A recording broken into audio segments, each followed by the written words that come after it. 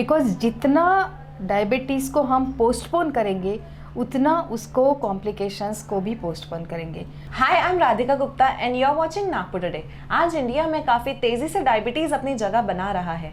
लगभग हर दूसरे घर में डायबिटीज़ का एक पेशेंट है। इसी बीच एक डायबिटीज़ रिवर्सल का भी ट्रेंड चल रहा है, जिससे बड़ी संख्या में लोग फॉलो कर रहे हैं। ऐसे में डायबिटीज़ को लेकर तरह तरह के ट्रीटमेंट और नुस्खे एक्सेट्रा अपनाए जा रहे हैं। इसी टॉपिक पर बात करने के लिए आज हमारे साथ जुड़ी है ऑरेंज सिटी हॉस्पिटल की internal medicine specialist and diabetologist doctor Divyani Buche. Ma'am, हमने देखा है कि ग्लूकोज मॉनिटरिंग से या किसी स्पेसिफिक डाइट से या आयुर्वेदिक मेडिसिन से डायबिटीज़ रिवर्स हो सकता है। कितना सच है, आप प्लीज़ बता सकते हैं? देखो, इसमें आपने जो सवाल पूछे है इसमें 3-4 चीज़ें आपने पूछी।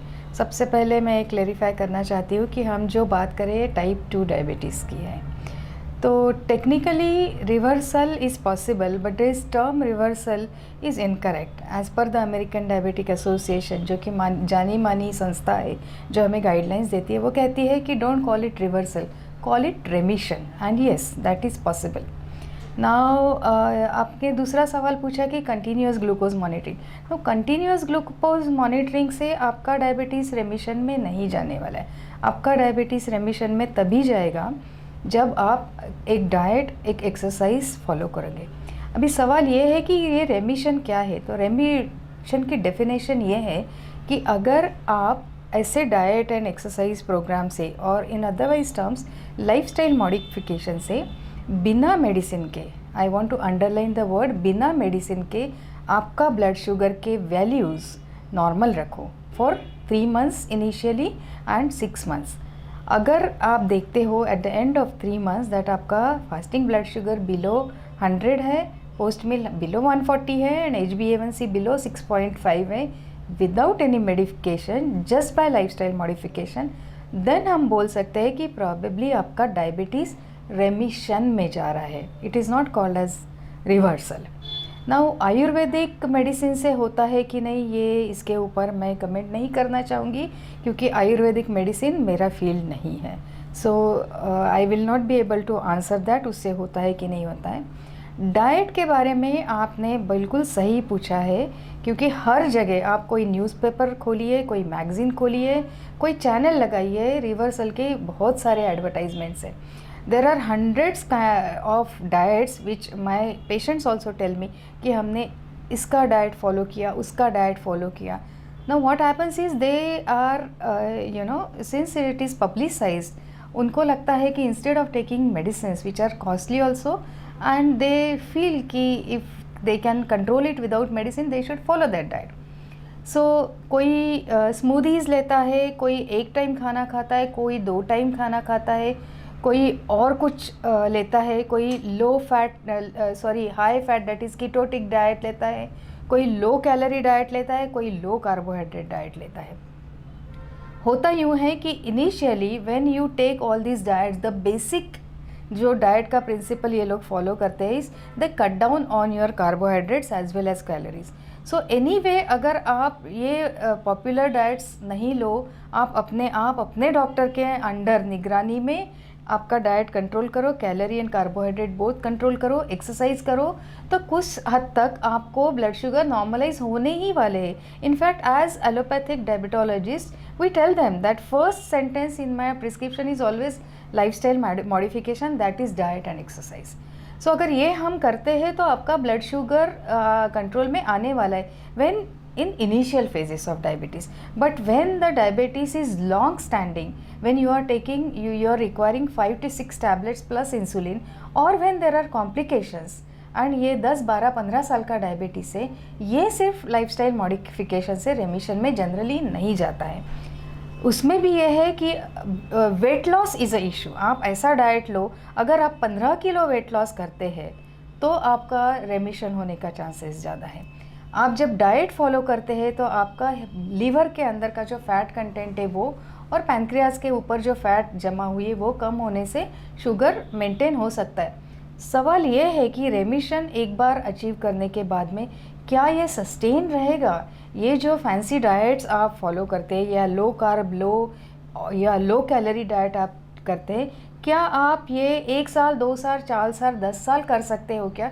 ये सवाल है। सो ये रेमिशन तो हो गया, 3 मंथ्स के बाद में हो गया, 6 मंथ्स तक चला, 1 साल तक चला, परंतु उसके बाद में अगर आप यही डाइट और यही एक्सरसाइज करने का मोटिवेशन अगर आप नहीं रखते हो तो it is going to come back, and that is exactly what happens with the patient. I can quote innumerable examples in which the initial blood sugars have come down with the diet.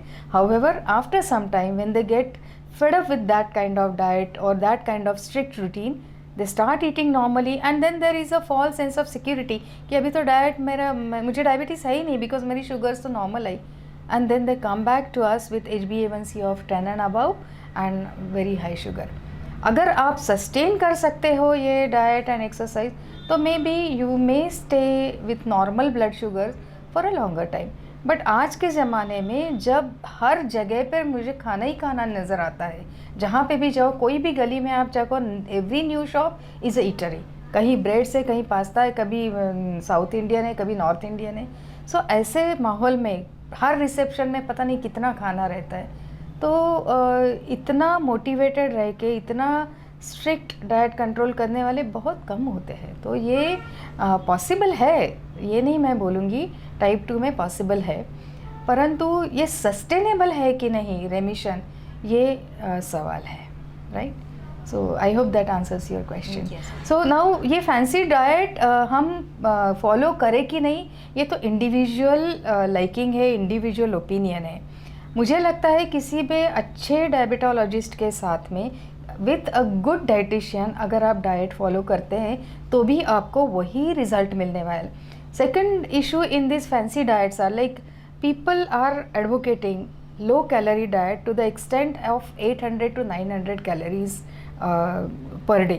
Now to my mind this is a very low calorie diet. इससे आपका blood sugar ज़रूर control होना ही पड़ेगा, पर क्या इससे आपकी efficiency पे फ़र्क पड़ेगा? आपका दिमाग जैसे काम करता है और जो जितना दिमाग को काम करना चाहिए फॉर योर रूटीन वो कर पाएगा, because the moment there is less blood sugar you start feeling foggy. आप उतना आउटपुट, आपका कॉग्निटिव फंक्शन उतना नॉर्मल नहीं रह सकता है. ये एफिशिएंसी आपकी रहेगी. दूसरा, इतना लो कैलोरी डाइट करके मसल का क्या हुआ? मसल वीकनेस होगा, because that loss will be at the cost of the muscle mass. So ये भी चीज़ें सोचनी चाहिए. कितनी डिफिशियंसीज होगी, मल्टीविटामिन डिफिशियंसी होगी. सो फैंसी डाइट जब आप फॉलो करते हैं ना तो इन सारी चीज़ों का भी आपको ध्यान रखना पड़ेगा. Weight reduction is good, but कितना वेट रिडक्शन और कितना well sustained weight reduction possible है वो मुझे लगता है कि एक अच्छे डाइटिशियन के साथ में अगर आपने बैठ के उसका फॉलो करके एंड बहुत फैंसी डाइट करके बहुत फास्ट रिडक्शन में नहीं अपना एम रखा तो पॉसिबल हो सकता है. Good doctor and a good dietitian probably will help you in a more sustained weight loss and a better blood sugar control. Ma'am, अगर एक बार डायबिटीज़ की दवाई शुरू कर देते हैं तो वो एक लाइफ टाइम लेनी पड़ती है जिसे भी डायबिटीज़ होता है, और ये भी कहा जाता है कि वो दवाई जब लेते हैं तो उनका जो ब्लड शुगर लेवल है वो बहुत हाई और लो होते रहता है. तो क्या आप इसे प्रॉपरली डिकोड कर सकते हैं? देखो, एक बार diabetes is a continuous process. It is a stage of disease. One disease is when you are absolutely normal, then you have a glucose intolerance, that is sort of a pre-diabetic state, then diabetes state, and then complications. Now this all is dependent on how your blood sugars are, right? So ये एक बार वो आपका metabolic disparity आ गई कि ये generally persist करती है through out the life. आप कह रहे हैं कि मेडिसिन से हाई लो होता है, तो ऐसा नहीं होता है. मेडिसिन ये सोच समझ के दी जाती है.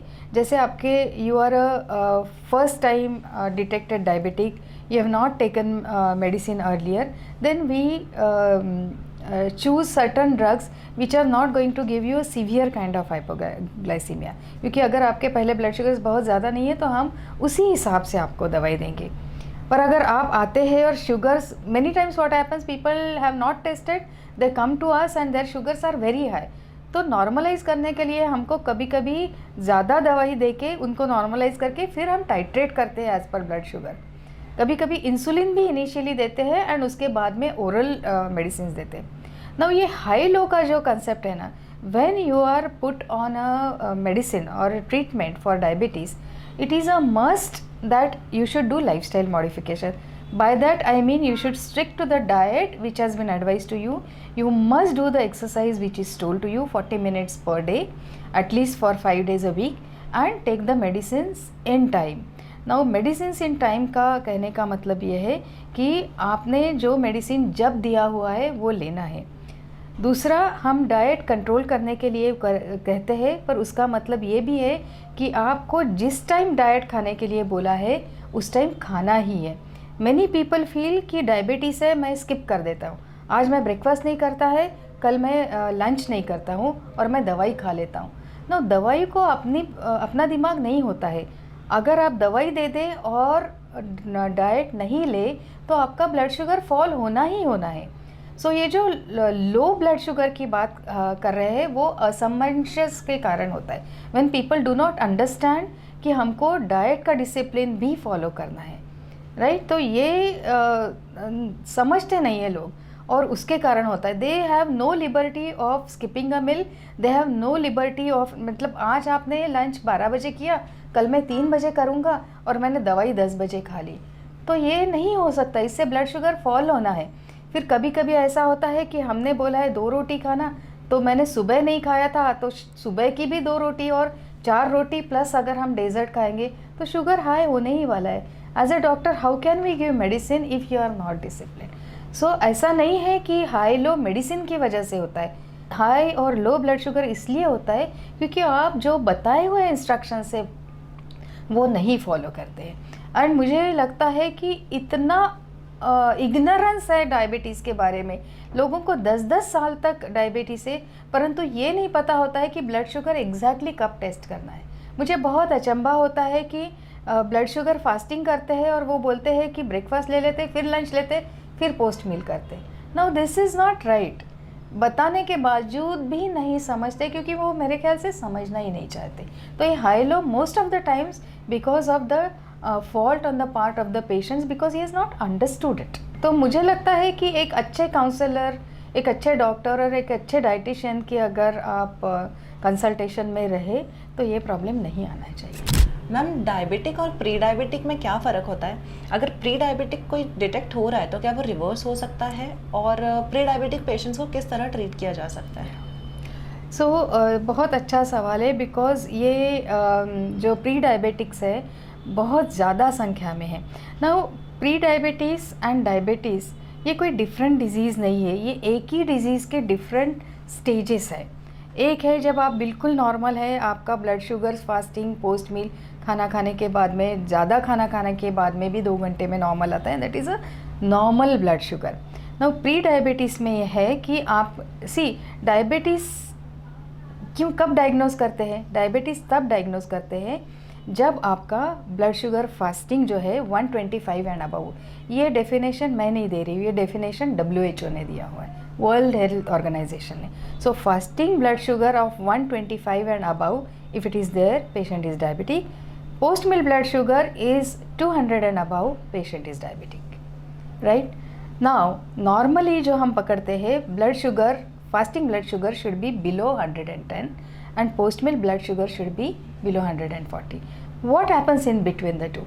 So if your blood sugar is between, fasting blood sugar is between 110 and 125, that is the person whom we call as diabetes. Diabetes के definition में qualify नहीं करता है, but his sugars are definitely high. Similarly post meal blood sugar अगर 140 and 200 के बीच में है तो उसका मतलब उसको ग्लूकोज इंटॉलरेंस है, ये प्री डायबिटिक है। Now they are the people who should be actually picked up by doing camps, by doing screening, by doing annual checkup, because in them the remission और reversal of diabetes is possible. अगर ये लोगों को हम weight loss करने के लिए बोलेंगे, if we tell them to do diet and exercise, they will not become diabetic. That means their sugars will not go to that level that they will be labeled as diabetic. And एक बार diabetic होने के बाद में उसको reversal करने के comparison में pre diabetic patients को अगर आप काउंसल करके, उनको अगर ओवरवेट है तो उनको वेट लॉस करके या उनको डाइट प्रॉपरली समझा के अगर उनको ट्रीट करते हैं तो that is going to be a great, it is going to benefit them tremendously, because जितना डायबिटीज़ को हम पोस्टपोन करेंगे उतना उसको कॉम्प्लिकेशंस को भी पोस्टपोन करेंगे एंड उतना हमारा लाइफ एक्सटेंड होने वाला है। तो ये एंड वैसे भी बोला जाता है कि ये जो डायबिटिक्स जितने जल्दी हम ब्लड शुगर कंट्रोल करें उसका लिगेसी इफ़ेक्ट रहता है। मतलब एक बार डायबिटिक पेशेंट को डायग्नोस होने के बाद में अगर हम ब्लड शुगर जितने ज़्यादा साल उसका कंट्रोल में रख सकते हैं उतना बेनिफिट उसको रिमेनिंग लाइफ में मिलने वाला, which is called as a legacy effect. So pre diabetics में it is going to be more beneficial and हमारा पूरा एम उसमें होना चाहिए कि पर ये प्री डायबिटिक्स हमारे ओपीडी में कुछ कारणवश नहीं आने वाले, हमें उनके पास जाके उनको डिटेक्ट करना पड़ेगा। So who should get test done? Those people who are overweight, those people who have a very high stress job, those people who have a history of diabetes in their family, because to certain extent genetic predisposition also helps.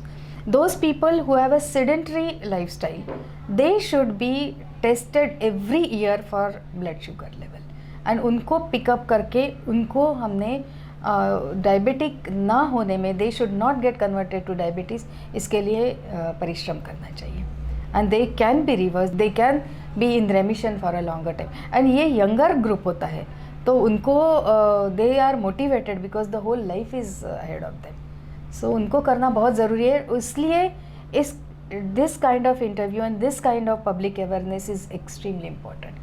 Look at the college students, look at the school students, get their blood sugars tested. That will make a whole lot of difference in the next generation to come.